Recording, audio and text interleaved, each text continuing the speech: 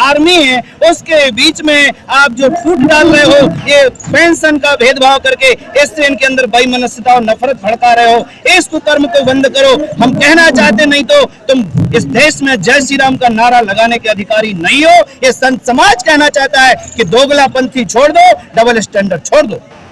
191 pension में जो ये पूरा मामला चल रहा है, वो जो बॉर्डर पे होनी चाहिए थी, वो आज वो सड़क पर मौजूद है, इसके ऊपर क्या बोलेंगे सरकार? अरे इसके लिए हम ये कहेंगे कि कोरोना काल में हमारा जवान सीमाओं पे था और उसका बाप खेतों पर था। इस देश को जवान और किसानों के दम पर ही हम भारत सुरक्षित रख पाएंगे।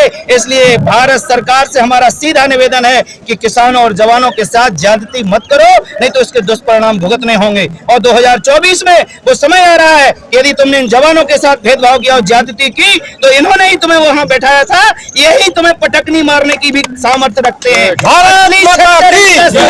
असली 76 इंच का सीना तो इनका है, ये तो जुमलेबाज 56 इंच का सीना लेकर के झूठ बोल रहे हैं। इनके दम पर देश बचा है। ये गरीब किसान मजदूर का बेटा है और इनके साथ शोषण हो रहा है, इनके साथ अत्याचार हो रहा है। सर आप सरकार बदलने की बात कर, पर सरकार बनाई, सेना के दम पे सरकार नहीं बनी, इसके दम पर अपने दम पे। ये मूर्खतापूर्ण बात है। ये देश डेमोक्रेसी इस समय ढो रहा है, प्रजा ही इस देश में मालिक है और इस देश को बड़े बड़े सपने दिखाए गए। प्रजा ने सरकार बनाई है अभी जून में, और प्रजा ही अपने प्रतिनिधि चुन करके सरकार बनाती है। क्या बात करते हो सर? आप बात कर रहे हैं कि 2024 में अगर आपकी मांगे नहीं मानी गई तो आप सरकार बदल देंगे। हमारी मांग है इस देश में जो मंगल पांडे सबसे पहले गौहत्या रोकी जाए, मांस बेचना रोका जाए, शराबबंदी की जाए, बेटियों को जो वैश्यवृत्ति के लिए उनके लिए उनको उकसाया जा रहा है, जो अंग्रेजी स्ट्रक्चर और विदेशी कल्चर आ रहा है, जिस तरह से युवाओं को चुनाव के टाइम पे शराब और वैश्याएं परोसी जाती, ये कुकर्म नेता करते हैं। हम ये सारे कुकर्म को रोकना चाहते हैं। सर एक मिनट सवाल सुन लीजिए। सैनिक बच्चों को सैनिकों अपमान किया जाता है, उसके बारे में हम सैनिकों से कहेंगे कि 76 इंच का सीना है आपके पास। 76 इंच का सीना है सैनिकों का, जो सरकार के दलाल है उनको चैलेंज करना चाहते हैं। इस देश को राजनीतिक सुधार के लिए राजनीतिक सुधार की आवश्यकता है। बिल्कुल नहीं, गलत बात है। अगर आपको पॉलिटिक्स में जाना, पॉलिटिक्स में जाइए। ये देश की पीड़ा है। अगर पॉलिटिक्स नहीं तो फिर आप किससे मांगने आए? सरकारों के आप किसके हम जागे पे करने के आते? शर्म आनी चाहिए। शर्म करो। मैं भी सैनिक हूँ, आप गलत बोल रहे हो।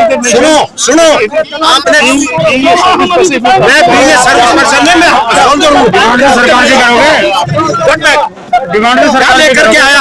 अरे देश का नाश करने वाले तुम्हारे जैसे जयचंद, अरे ऐसे ही जयचंद आ गए, या देश को बेचने वाले आ गए।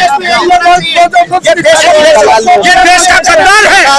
ऐसे देश के गद्दारों से यही है, दलालों को जूते मारो, इन सालों को जूते मारो, सालों को,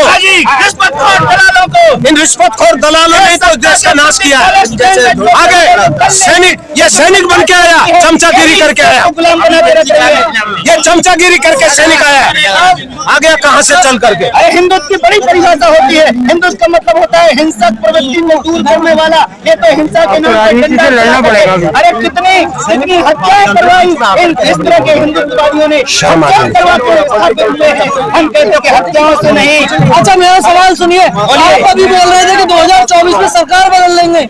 आपने अभी बोला कि अगर आपकी मांगे नहीं मांगी गई तो आप सरकार बदल देंगे। इस देश की जनता को जगा रहे हैं। मेरा ये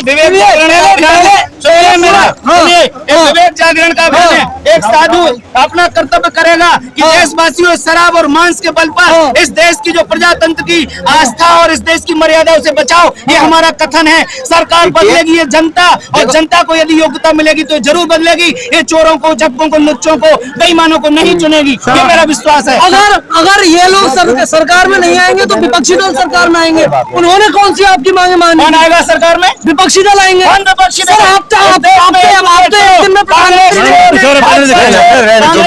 भाजपा चोर, इस देश के जितनी दलगत राजनीति बेटा सब चोर हैं। इस देश में आप कहीं ना कहीं तो वोट डालेंगे ना। छोटे छोटे कहीं ना कहीं तो सैनिकों से कह रहे हैं, इसलिए जंतर मंतर पे आए हैं।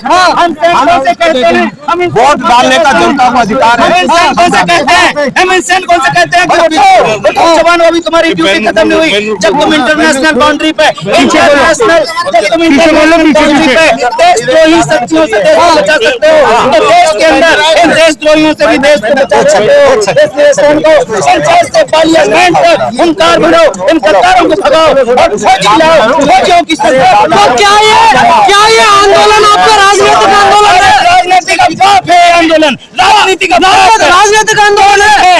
राजनीति कोई गलती बात है? आप लोग स्टेज से बोलते हैं, आप लोग स्टेज से बोलते हैं कि ये जो आंदोलन है वो राजनीतिक आंदोलन है। आप खड़े होकर राजनीति की बात कर रहे हैं। राजनीति की बात करूंगा क्योंकि राजनीति किसी की बाप होती नहीं है। इस देश का एक एक नागरिक राजनीति करेगा तभी इस देश में प्रजातंत्र आएगा। भारत माता की जय। राजनीति देश के नेताओं से अच्छे गली के कुत्ते अच्छे हैं? कौन कह रहा? क्या आप मानते हैं हमारे देश के नेताओं से अच्छे गली के कुत्ते अच्छे हैं? हमारे देश के जो दोगले लोग भरे पड़े हैं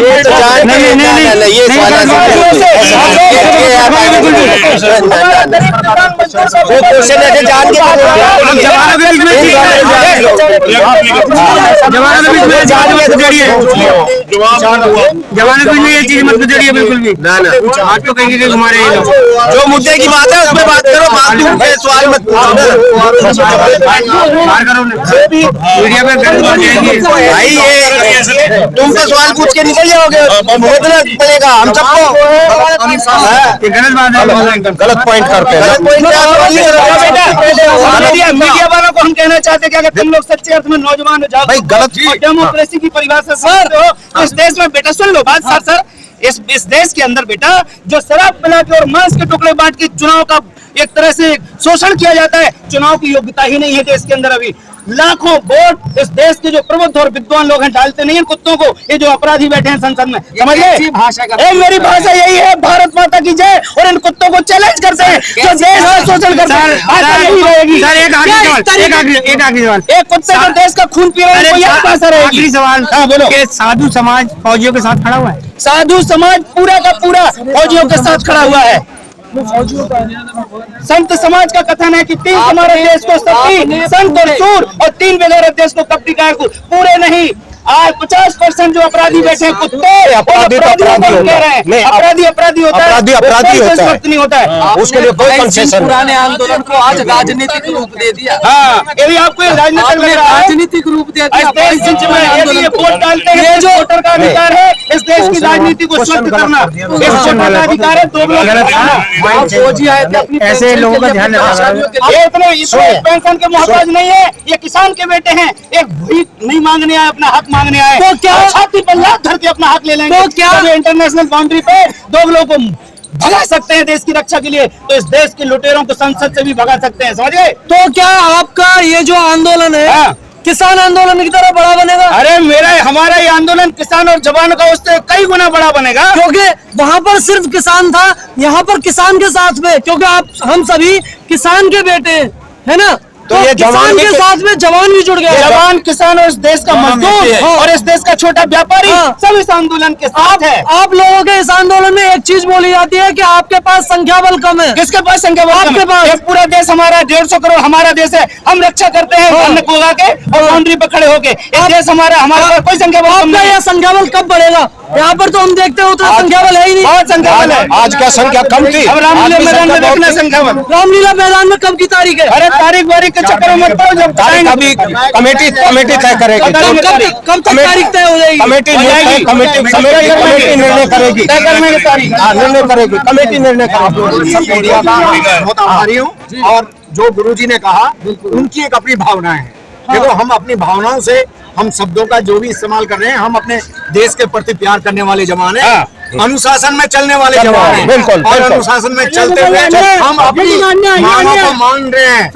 हमने यही कहा, OROP जब यहाँ पहली मीटिंग हुई थी जंतर मंतर पे, और मेजर जनरल सतवीर सिंह जी ने यही कहा था कि हम जवानों को लेके अपनी मांग रहे हैं, जिसमें 90% सिर्फ 90% उस समय जवान हुआ करते थे, 10% ऑफिसर हुआ करते थे। आज जो हक मिला 90% अफसर को मिला, 10% जवान को मिला। वही करके आपके साथ में ये जो धोखा हुआ है, किसने किया? धोखा क्या, हम तो ऑफिसर के अधीन हुए, अंग्रेजों के जमानों से पहले हमने अफसरों पे विश्वास किया कि जवानों का हक हमको मिलेगा।